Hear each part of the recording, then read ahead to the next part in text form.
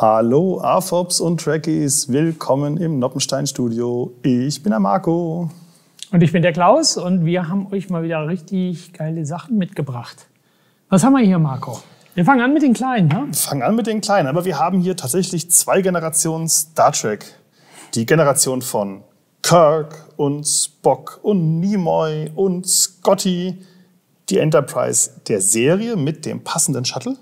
Das ist die Next Generation, die nächste Generation mit Picard und Riker und Troy und so weiter und dem Shuttle, das in der Enterprise D stationiert war. Genau, nur eigentlich etwas kleiner, ne?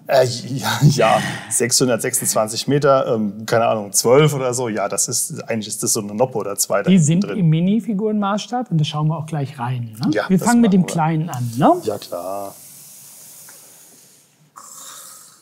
So, natürlich gibt es bei beiden so ein schönes Schildchen dabei in der Größe. Ja. Bedruckt, wie sich das gehört. Genau. Und das hier ist jetzt ich glaube, es heißt Typ 6 Shuttle, bin ich mir jetzt aber nicht ganz sicher. In der Artikelbeschreibung steht es aber korrekt. Ich habe es ja recherchiert. Wir blenden euch ja sowieso die farbkorrekten aktuellen Prototypen ein. Es kann sich bis zur Serienfertigung immer noch mal ein bisschen verändern, aber da seht ihr dann halt die Sachen nicht so in Falschfarben wie hier und ihr seht sie dann auch mit den Prints, die die Modelle selber bekommen. Genau. Hier hinten so der Antrieb, kleine Gondeln, hier angedeutet an den schrägen Linien die Tür. Der hat auch seitlich keine Fenster, wenn ich mich recht entsinne, ne? Nein, ich glaube nicht. Aber was man natürlich machen kann, ist ja für Minifiguren gedacht, also muss man auch reinkommen. Man kann hineinschauen. Ist natürlich von innen momentan auch noch kunterbunt, so wie von außen. Das wird sich beim fertigen Produkt ändern. Wir haben also und wer weiß, vielleicht haben wir ja irgendwann auch mal Minifiguren, die wir verwenden können. Und dann kann ich mir auch vorstellen, dass es das dann mal für Star Trek gibt. Vorne hat er Scheiben, ne? Das sind also jetzt auch noch falsche Farben, die da drin sind, ne? Genau. Ja, hier ist so ein angedeuteter Durchgang zur Antriebssektion, aber das ist halt nur eine Schummeltür, die kann man nicht aufmachen. Ich kann das natürlich abbauen, aber da drin ist jetzt nichts mehr dargestellt. Vermute ich doch stark. Nee, das ist auch fest miteinander verbunden. Also ein Shuttle aus der klassischen Enterprise, NCC 1701. 16 Noppen breit, wenn ich das richtig gezählt habe jetzt auf die Schnelle. Ja, also hat auch schon 8 eine nette Größe. Ne? Das ist ordentlich, genau. Und bei der großen Enterprise flogen diese Teile hinten am Heck raus. Das kann man dann am großen Modell gleich mal kurz zeigen. Aber das ist natürlich ein ganz anderer Maßstab. Ja, und dein Shuttle sieht schon ein bisschen schnittiger aus, ne? Das sieht nicht nur schnittiger aus, das ist auch kleiner. Das ist wahrscheinlich mit den Shuttles ähnlich wie mit den Handys. Je moderner die werden, je kleiner werden die. Auch also Minifigurenmaßstab. Und wenn wir das jetzt mal, stell doch deinen noch mal daneben. Das ist schon ein Stück kürzer. Ne? Das ist ein Stück kürzer, gute 30% oder so kürzer. Höhe passt. Und der geht auch auf. Ich drehe ihn erst mal, dass ihr den mal von allen Seiten seht, bevor ich den aufmache. So, und den kann ich auch aufmachen oben. Kann ich ein Cabriolet draus machen praktisch. So sieht es innen drin aus. Ne?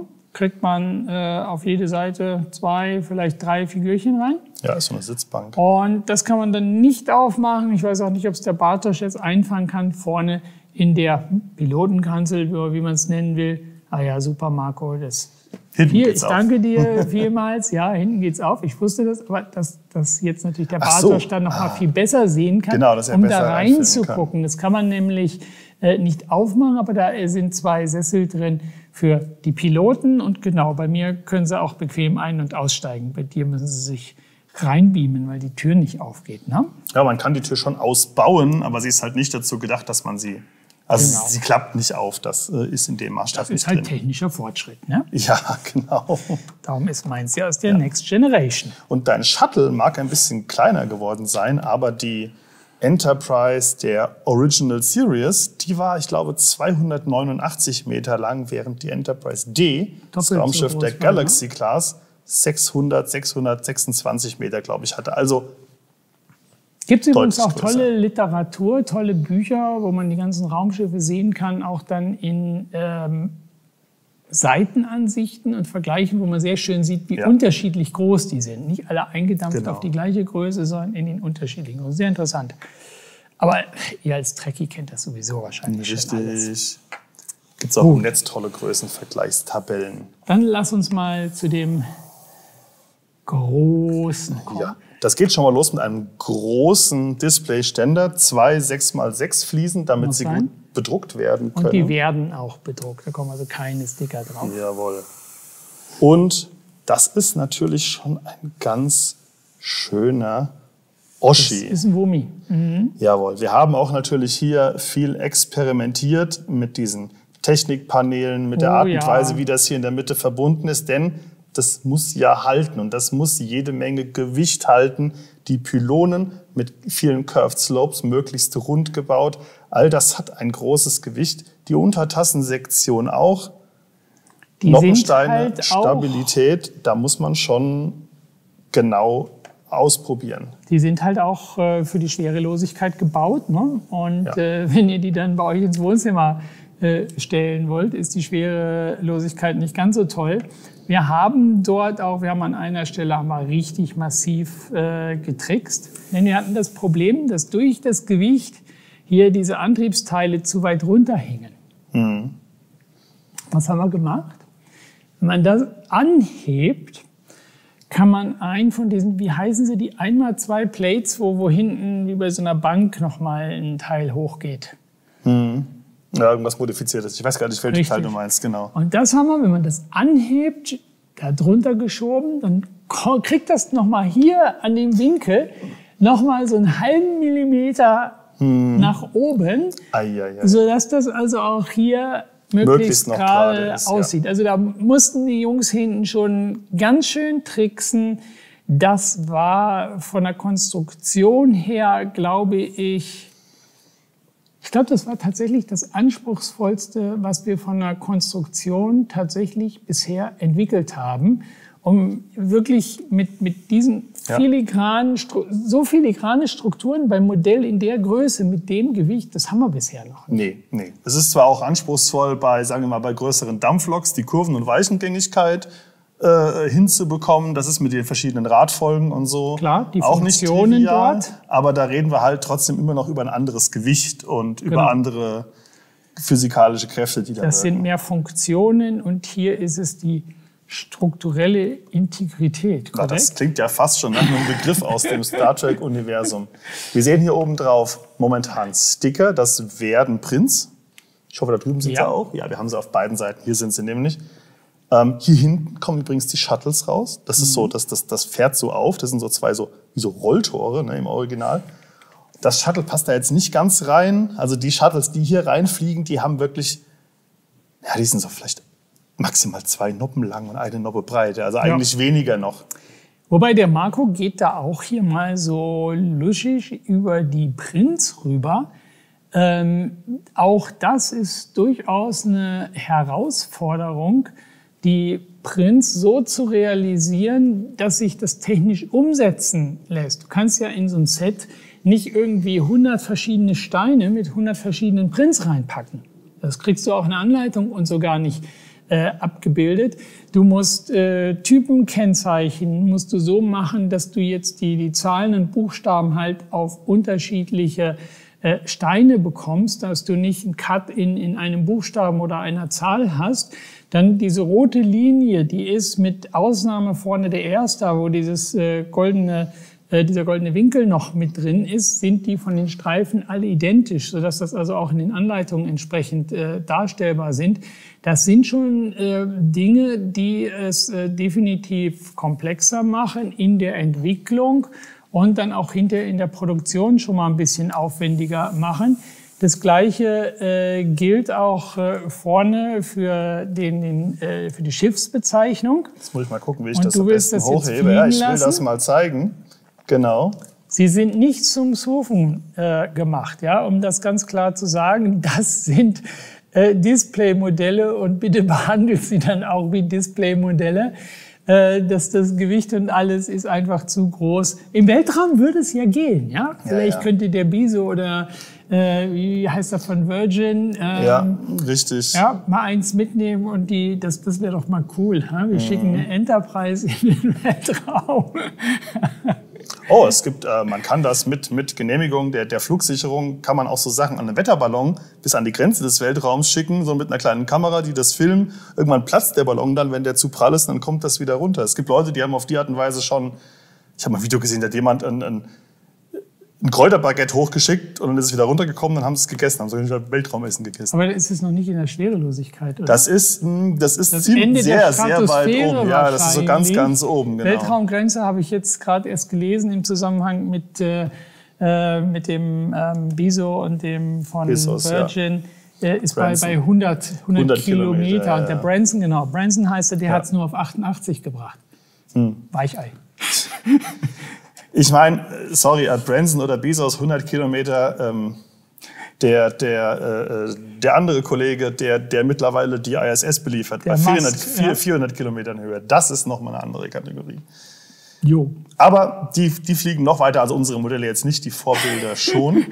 Und man sieht halt hier dran, wir wollen den Schriftzug möglichst gut darstellen, aber auf Tiles, auf Fliesen, die hier hineinpassen. Das war das eben nicht mit Stickern machen. Mit Stickern wäre das ein leichtes gewesen. Aber auch da haben die Jungs also ganz schön Aufwand reingesteckt, um das. Und unser Ziel ist es an der Stelle ganz klar, dass wir die Dinge, die für das Design der Modelle wichtig sind, dass das Prints sind. Das schließt nicht aus, dass wir vielleicht irgendwo auch optional nochmal Sticker beilegen, für den, der es für irgendwas jetzt noch haben möchte. Aber wir entwickeln in dieser ganzen Serie die Modelle grundsätzlich so, dass man jetzt nicht ohne Sticker, die wir eventuell noch dabei gelegt haben, sagen würde, da fehlt jetzt aber was. Das ist uns wichtig. Und ich denke, das ist auch für euch wichtig. So. Und hier kommen wir jetzt mit der Enterprise D angeflogen. Ich glaube, die kann auch ein bisschen swoophen. Ha? Was meinst du? Ein bisschen schon, ja. Die kann ein bisschen. Genau. Die ist halt moderner. Und sie hat vorne diese eine Stütze, die, muss man fairerweise sagen, die Enterprise aus der klassischen Serie nicht haben hat. Wir darauf verzichtet bei der anderen, genau. Das ist halt auch hier massiv Brickbuild, das ist schwer. Also wirklich, das ganze Ding ist echt schwer. Also ich denke, das ist mehr als 2 Kilo. Und wir haben hier schon noch in Form von Stickern, die angedachten Prints. Setzt sich das hier dann noch fort? Da bist du besser informiert als ich? Nein. Okay.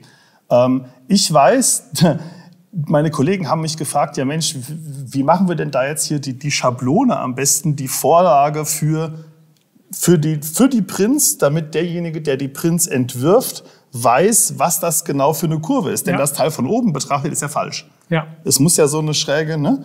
Und dann irgendwie mit Computer und Programmen. Und dann habe ich aber vorgeschlagen, wie wäre es mit einer Low-Tech-Lösung? Klebt eine Folie drauf, malt das, markiert die Folie, zieht die Folie ab und dann habt ihr die Form.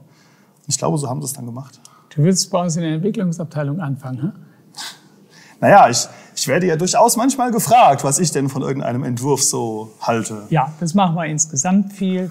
Wir wollen ja am Ende ordentliche Sachen entwickeln und da nutzen wir also schon die geballte Kompetenz, die wir hier in unserem Team haben. Dann kann jeder mal seinen Senf zugeben, um eben am Ende ein möglichst gutes Resultat für euch dabei rauszubekommen. Aber sieht schnittig aus, sieht schön aus, sieht schnittig aus, ja. Und ist eine sehr schwer aus Noppensteinen zu realisierende Form. Überall diese Rundungen, dieses sich verjüngende. Ja. Ein Borgwürfel ist einfacher, das kann man Farbe natürlich hier, ganz klar. Die beiden Schiffe sind in Light Bluish Grey, ne? Und die beiden Shuttles sind beide in Weiß, ne? Ja, schick. Muss ich auch sagen. Galaxy Class, herrlich. Man sieht sie in der Next Generation, man sieht sie in der Serie natürlich 7 Staffeln lang. Sie taucht in Deep Space Nine beispielsweise auch auf. bin nicht ganz sicher, ob es die Enterprise ist, aber es ist mindestens ein Schiff der Galaxy Class, das auch mal bei der DS9 zu sehen ist. Ich freue mich wahnsinnig, wenn wir hier dann irgendwann auch mal die finalen Produkte auf dem Tisch stehen haben werden, in den richtigen Farben, so wie es dann auch für euch zu bekommen ist. Und wenn ich jetzt mal ganz grob überschlage, die beiden großen, glaube ich, kommen als letzte Modelle in der ersten Welle. Wir starten, so ist es zumindest geplant, mit den 6 Small-Size-Schiffen, die wir euch ja auch schon mal gezeigt haben. Dann kommen die Medium-Size, die haben wir ja euch im letzten Video gezeigt. Die Gadgets kommen immer mal zwischendurch. Und dann zum Abschluss der ersten Welle kommen die beiden großen Schiffe, weil sie halt auch am aufwendigsten sind. Von daher bin ich nicht sicher, ob die nun schon bei euch unterm Weihnachtsbaum landen können. Das kann auch durchaus sein, dass das Januar, vielleicht sogar erst Februar wird. Das hängt im Moment auch alles so ein bisschen davon ab. Wir haben ja einiges an Problemen durch die internationalen Logistik- und Produktionsketten, die zerbröseln momentan von Tag zu Tag mehr. Aber ihr seht, wir sind schon relativ weit mit unserer Entwicklung und so, sodass da also auch relativ bald das von unserer Seite losgehen wird. Und dann haben wir halt die normalen üblichen Schritte dazwischen. Dann müssen die Steine produziert werden, müssen gepackt werden, müssen verschifft werden und dann sind die Sachen hier.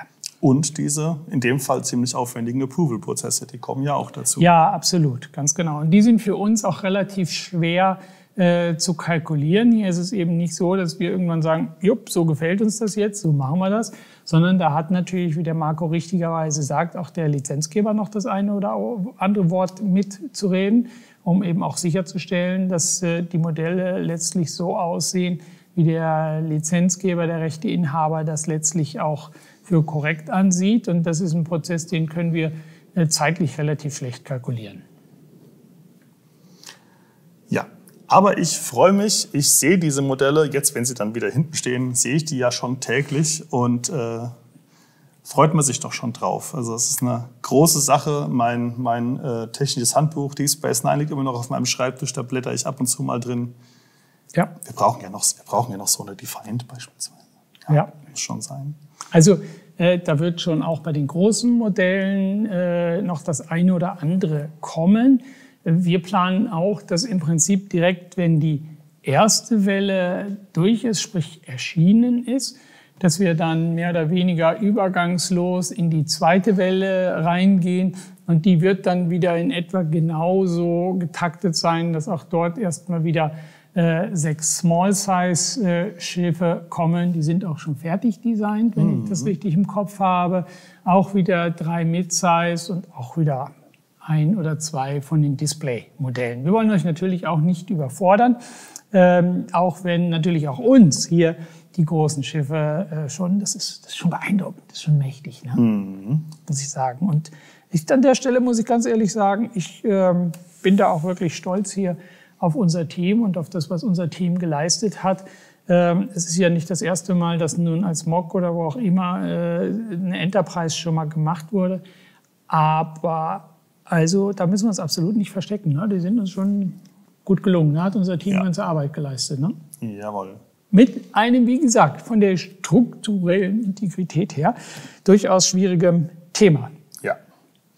Diese Warp-Gondeln, diese schmalen Verbindungen, das ist, und die ganzen Kurven, diese ganzen geschwungenen Linien, das aus Noppenstein darzustellen, ist nicht einfach. Gerade wenn man, wie wir, nur die normalen Noppensteine zur Verfügung hat und nicht wie Koei sich für jeden Winkel dann nochmal einen neuen Slope entwirft. Aber ich mir durchaus vorstellen könnte, Marco, dass wir vielleicht auch irgendwann mal dazu übergehen, dass wir für die eine oder andere Sache tatsächlich auch mal ein wirkliches Spezialteil machen, dort, wo es für die Stabilität von so einem Modell dann angesagt ist.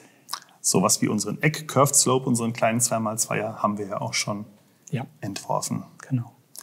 So, und dann haben wir es für heute mal wieder, ne? Jawohl. Hat super viel Spaß gemacht. Das ganze Projekt ist genial und Ich muss ganz ehrlich sagen, auch wenn ich dann die Sachen bei uns so sehe und auch Videos, die andere mal darüber machen, wie zum Beispiel der Held der Steine oder so, ich kann es immer noch irgendwie kaum glauben, dass wir das tatsächlich hingekriegt haben. Das ist schon ziemlich cool, ne? Das ist schon cool und ich bin gespannt, wie das dann bei euch ankommt, wenn die Sets endlich da sind.